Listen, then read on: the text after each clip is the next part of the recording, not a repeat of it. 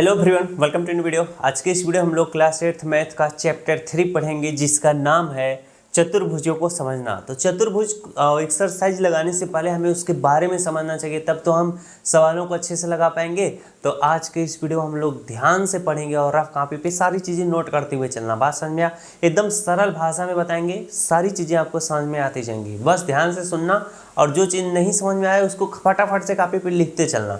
सबसे पहले यहाँ पर समझ लो क्या क्या सीखा जाएगा। सरल वक्र किसे कहते हैं, बंद वक्र, बहुभुज किसे कहते हैं, विकर्ण किसे कहते हैं, अभ्यंतर और बहिर्भाग किसे कहते हैं, उत्तल और अवतल बहुभुज, सम और विषम बहुभुज किसे कहते हैं, अंतःकोण और बहिर्कोण किसे कहते हैं। ये सारी चीज़ें हम लोग क्या करेंगे, सीखेंगे।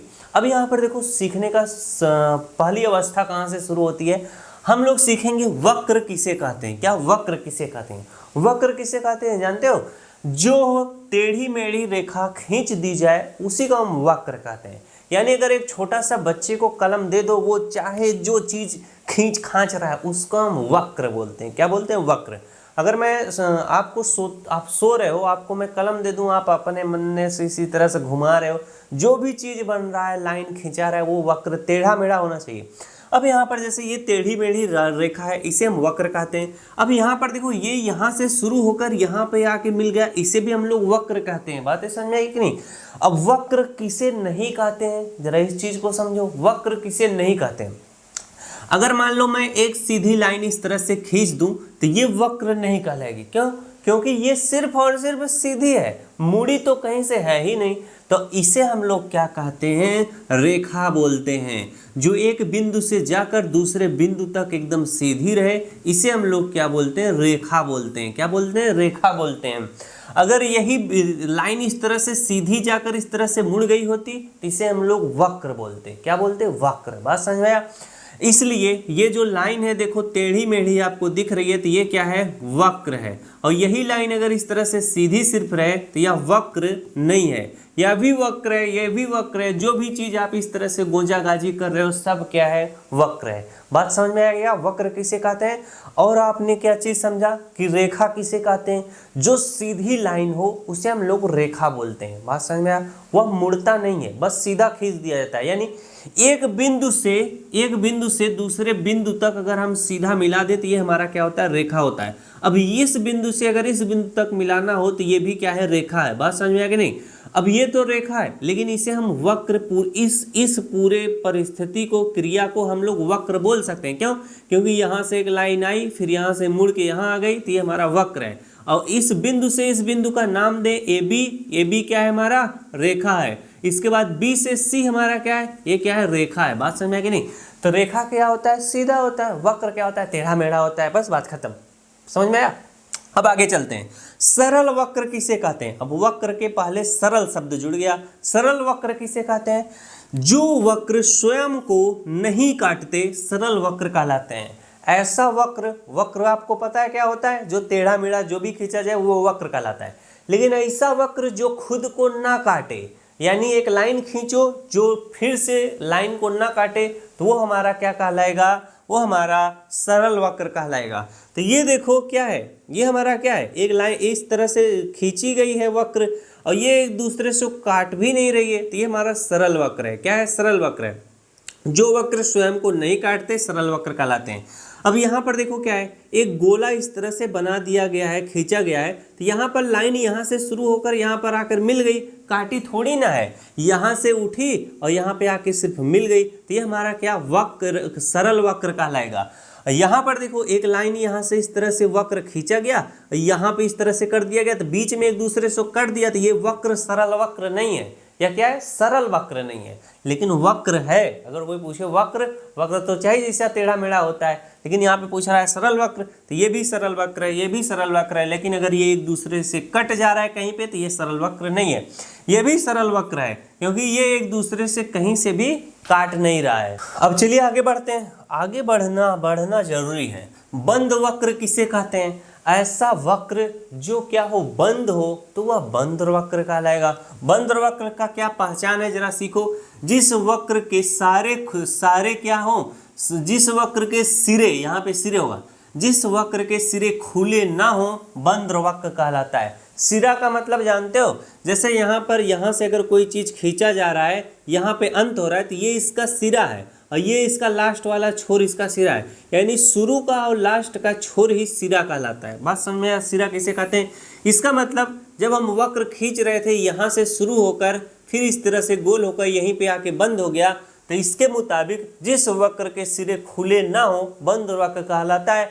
यानी इसका सिरा यहाँ से शुरू होकर इसका सिरा वहीं पे जाके टच हो गया, तो यह क्या है? यह बंद वक्र है। क्या है? बंद वक्र है। और यहाँ पे क्या हुआ? इसका सिरा यहाँ से चालू हुआ, यहाँ पे आके रुक गया, तो ये आपस में एक दूसरे को टच नहीं किया, तो यह क्या है? बंद वक्र नहीं है। यह भी क्या है? बंद वक्र नहीं है, क्योंकि एक दूसरे से मिला ही नहीं। और इस बंद वक्र होने के लिए जिस वक्र के सिरे खुले ना हो उसे हम बंद वक्र कहते हैं। अब यहाँ पर देखो क्या होता है, यहाँ से शुरू होकर फिर यहाँ पे आ गया, तो ये भी क्या है? बंद वक्र है। जो भी इस तरह की आकृतियाँ बनेंगी सारी क्या हो जाएंगी? हमारी बंद वक्र कहलाएंगी। और अगर आकृति इस तरह से हो करके इस तरह से खींच दो तो यह बंद वक्र नहीं है। बात समझ में आया कि नहीं? बंद वक्र क्या होगा? इस तरह से घूम घाम के आया, यहाँ पे मिल गया, तो यह क्या है? बंद वक्र है। चलो आगे बढ़ते हैं। बहुभुज किसे कहते हैं? केवल रेखा खंडों से बना कैसा सरल बंद वक्र बहुभुज कहलाता है। रेखा खंड किसे कहते हैं? जैसे एक सीधी लाइन खींचा जाए इसे रेखा बोलते हैं। और सरल वक्र किसे कहते हैं? सरल वक्र, यहाँ पे बोला है सरल और बंद वक्र। सरल वक्र का मतलब जो आपस में एक दूसरे से ना काटे, ये क्या है? हमारा सरल वक्र है। बात समझ में आया? और सरल वक्र है और ये क्या है? बंद वक्र भी है। अब जो ऐसा आकृति बन रही हो जो रेखा खंड से बना हो और वह सरल हो और बंद हो, तभी उसे हम बहुभुज कहेंगे। तो यह देखो क्या है? यह हमारा सरल वक्र है, लेकिन इसमें रेखा नहीं है। रेखा का मतलब जो सीधा इस तरह से खींचा है, तो ये हमारा बहुभुज नहीं है। ये सरल तो है, बंद भी है, लेकिन रेखा खंड इसमें नहीं है, सिर्फ और सिर्फ वक्र ही है, तो यह हमारा बहुभुज नहीं है। अब यहाँ पर देखो, यहाँ से हमारी एक रेखा यहाँ आई, फिर एक रेखा हमारी यहाँ आई, फिर एक रेखा हमारी यहाँ आई, ये सब सीधा है। अब हथवा से तो थोड़ा मोड़ा टेढ़ा दिख रहा होगा। फिर एक रेखा यहाँ से आई। अब यहाँ पर देखा, ये रेखा खंडों से घिरा हुआ है और क्या है? बंद है और सरल वक्र भी है। सरल वक्र होने के लिए क्या होना चाहिए? बस एक दूसरे को काटे ना और एक जगह से शुरू होकर फिर वहीं पे आके मिल जाए, तो यह हमारा क्या कहलाएगा? बहुभुज कहलाएगा। बहुभुज क्यों कहलाएगा? क्योंकि यह सरल वक्र है और बंद वक्र बंद भी है और यह रेखा खंडों से मिलकर बना है, इसलिए हम इसे बहुभुज बोलेंगे।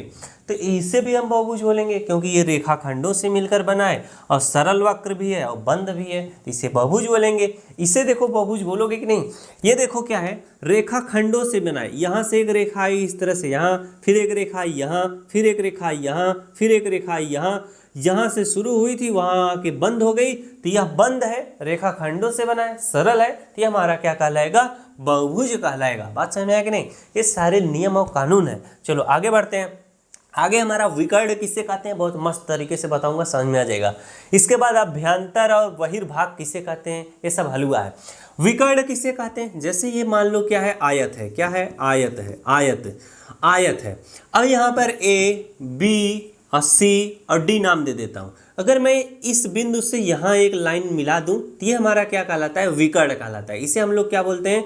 विकर्ण बोलते हैं। क्या? विकर्ण बोलते हैं। तो अगर यहाँ से एक लाइन यहाँ पे खींच दिया जाए तो ये भी हमारा क्या है? विकर्ण है। क्या है? विकर्ण है। तो विकर्ण बनाना आ गया कि नहीं आपको? विकर्ण कैसे बनाया जाता है? बस इसी तरह से बनाया जाता है। लेकिन विकर्ण ये तो सिंपल तरीके का था, आप बना लिए, लेकिन अगर पंचभुज दे दिया जाए तो उसमें विकर्ण कैसे बनाया जाएगा? उसका नियम है, उसी चीज़ को बस कपिया पे नोट कर लो, दिमाग में आराम से छपा रहेगा।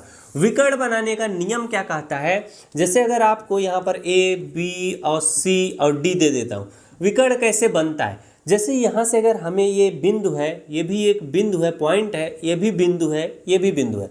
अगर हमें विकर्ण बनाना हो तो इस बिंदु से जो सटी हुई रेखा खींची गई है, बस सटी हुई जो इस बिंदु पे रेखा आके मिल गई है, बस इन्हीं दोनों को छोड़कर इसके बाद आप इस पॉइंट को कहीं भी मिला दो, वो आपका क्या बन जाएगा?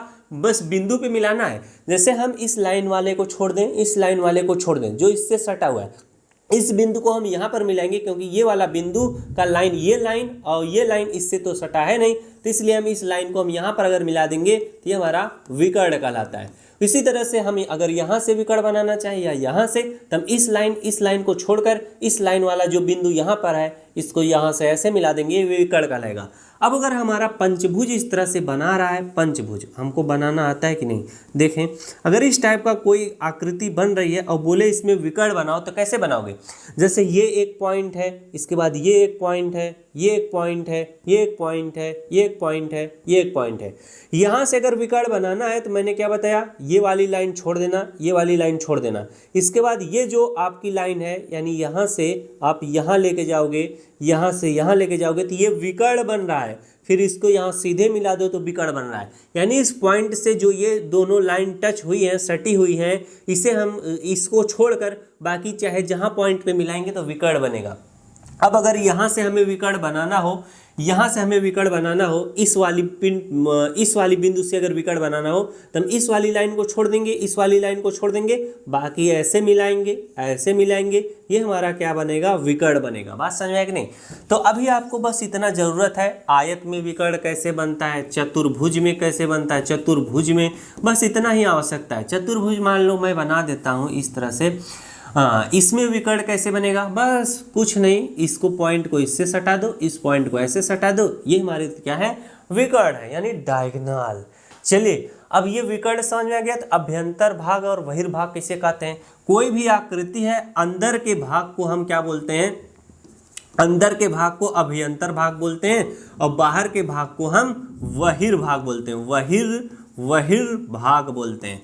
इसमें अंदर के भाग को अभ्यंतर भाग बोलेंगे, बाहर वाले भाग को बहिर्भाग बोलेंगे। उसी तरह से सारे आकृतियों में हम समझ लेंगे। चलिए आगे बढ़ते हैं। आगे जब बढ़ेंगे तो यहाँ पर कुछ चीज़ लिखा हुआ है, जरा ध्यान देना। लिखा है कि उत्तल और अवतल बहुभुज किसे कहते हैं। तो सबसे पहले पढ़ेंगे उत्तल बहुभुज किसे कहते हैं। जब विकर्ण अंदर बने तो उसे हम उत्तल बहुभुज कहते हैं। जैसे ये क्या है, हमारा क्या है, चतुर्भुज है। इसमें जो विकर्ण बनेगा अंदर की तरफ बनेगा, बाहर की तरफ बनेगा ही नहीं।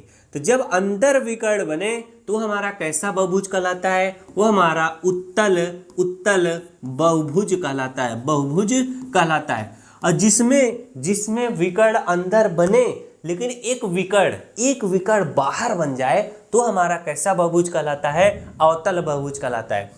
जैसे इस आकृति में देखो, इसमें क्या होगा, ये एक प्रकार की आकृति है मान लो, इसमें यहाँ से मैं एक तरह से यहाँ से विकर्ण बना सकता हूँ, इसके बाद एक विकर्ण मैं यहाँ भी बना सकता हूँ बाहर से। ये ऐसी आकृति है कि इसमें बाहर से भी विकर्ण बनाया जा सकता है। तो ये तो एक विकर्ण अगर बाहर बन गया तो उसे हम कौन सा बहुभुज बोलते हैं, उसे हम अवतल बहुभुज बोलते हैं। क्या, बहुभुज बोलते हैं। बात समझ में आया कि नहीं। तो मैंने बहुत आराम से समझाया। जब विकर्ण अंदर बने तो उसे हम उत्तल बहुभुज, जब विकर्ण बाहर बने उसे हम अवतल बहुभुज कहते हैं। अब जो यहाँ पर विकर्ण बनता है, ये मान लो एक इस तरह से जो आकृति बनी हुई है, विकर्ण को जानते हो कैसे दर्शाया जाता है, पॉइंट दे देकर, इस तरह से पॉइंट दे देकर दर्शाया जाता है। यहाँ पर मैंने जो लाइन खींच दिया है, विकर्ण को बिंदु इस तरह से डॉट डॉट डॉट डॉट करके दर्शाया जाता है कि ये विकर्ण है। चलो आगे लेके चलते हैं। समझ में आ रही चीजें, मजा आ रहा होगा। सम विषम बहुभुज किसे कहते हैं, सम बहुभुज किसे कहते हैं पहले समझो, फिर इसके बताएंगे विषम बहुभुज। सम बहुभुज उसे कहते हैं जहां पर सभी कोण और भुजा बराबर हो, जहां पर सारे कोण और सारे भुजाएं बराबर हो उसे हम सम बहुभुज कहते हैं। जहां पर जिस भी आकृति में, चित्र में एक भी अगर भुजा या एक भी कोण या दोनों भुजा दोनों कोण या सारे भुजा सारे कोण बराबर हो ही ना, उसे हम लोग क्या बोलेंगे, विषम। विषम के लिए क्या होता है, एक खो अगर गड़बड़ा गया, अगर बराबर नहीं है या कोण या भुजा, तो वह विषम में हो जाएगा। अगर सारे बराबर हैं तब वह समबाहुभुज कहलाएगा। बात समझा, इसे नोट कर लो कॉपी पे इसी तरह से साधारण भाषा में। अब यहाँ पर देखो, ये वर्ग है, वर्ग की चारों भुजाएं बराबर होती हैं, बराबर है तो इसीलिए हमें इसे इससे डैश कर देते हैं। इसके बाद इसके कोण भी 90 डिग्री सारे होते हैं। तो जहां पर ऐसी आकृति मिल रही है वो हमारी क्या हो जाएगी, समबाहुभुज कहलाएगी। तो ये क्या है, वर्ग समबाहुभुज है।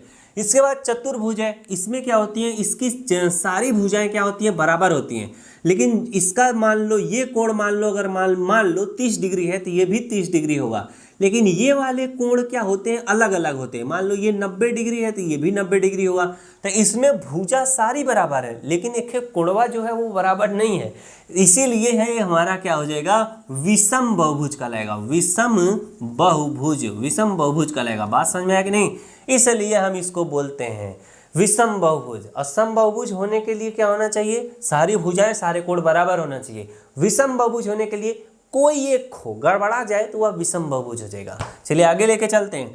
विषम बहुभुज समझाई दिए हैं, इसको आप लोग समझ ही लिए हो। अब जैसे यहाँ पर आयत बना है, आयत में क्या होता है, ये दोनों भुजा क्या है, बराबर है, और ये भुजा क्या होती है, इस भुजा के सिर्फ बराबर होगी। ये भुजा इस भुजा के बराबर है ही नहीं। अब आप ही देखो, ये भुजा ज़्यादा लंबी है, ये भुजा क्या है, छोटी है, और कोण लेकिन बराबर है। ये 90 है, ये भी 90, ये भी 90, ये भी 90 है, लेकिन साला भुजा बराबर नहीं है, तो ये क्या किस में आएगा, ये हमारा विषम बहुभुज में आएगा। बात समझ में आया कि नहीं? गाली वाली नहीं सीखिएगा, कभी कभार मुंह से निकल जाता है, अच्छा बच्चा बनो। चलिए आगे आगे पढ़ो। यहाँ पर अंतःकोण और बहिर्कोण किसे कहते हैं? अंतःकोण और बहिर्कोण किसे कहते हैं? जो अंदर की तरफ कोण बनता है उसे अंतःकोण कहते हैं, जो बाहर की तरफ कोण बनता है उसे बहिर्कोण कहते हैं। इसका मतलब ये जो अंदर की तरफ कोण बना है इसे हम लोग अंतःकोण कहेंगे। क्या? अंतः का मतलब अंदर की ओर, और जो कोण बाहर की ओर बना इसे हम लोग बहिर्कोण कहते हैं। क्या? बहिर्कोण। अब यहाँ पर अगर एक लाइन बहिर्कोण इस तरह से बनाया जाता है, जैसे ये लाइन आ रही है, इसको इस तरह से आगे बढ़ा दो तो ये हमारा जो कोण बनेगा बहिर्कोण बनेगा। अब यहाँ से ये जो लाइन है इसको इस तरह से आगे बढ़ा दो तो ये जो कोण बनेगा बाहर की तरफ, ये बहिर्कोण कहलाएगा। उसी तरह से हम यहाँ पर इसको आगे बढ़ा देंगे तो ये हमारा कोण बहिर्कोण कहलाएगा। यहाँ से लाइन आ रही थी, इसको आगे बढ़ा दो, जो हमारा कोण बनेगा बहिर्कोण कहलाएगा। बात समझा? तो ये सारी चीज़ें जब जानते रहोगे तो प्रश्नवा जब हल कराएंगे तो समझ में आएगा। अंतःकोण किसे कहते हैं, बाहिर्कोण किसे कहते हैं, विकर्ण किसे कहते हैं, सरल वक्र, बंद वक्र क्या होता है, सारी चीज़ें जब पता रहेंगी तो तब सवाल टनाटन लगता जाएगा। मिलते हैं नेक्स्ट क्लास में।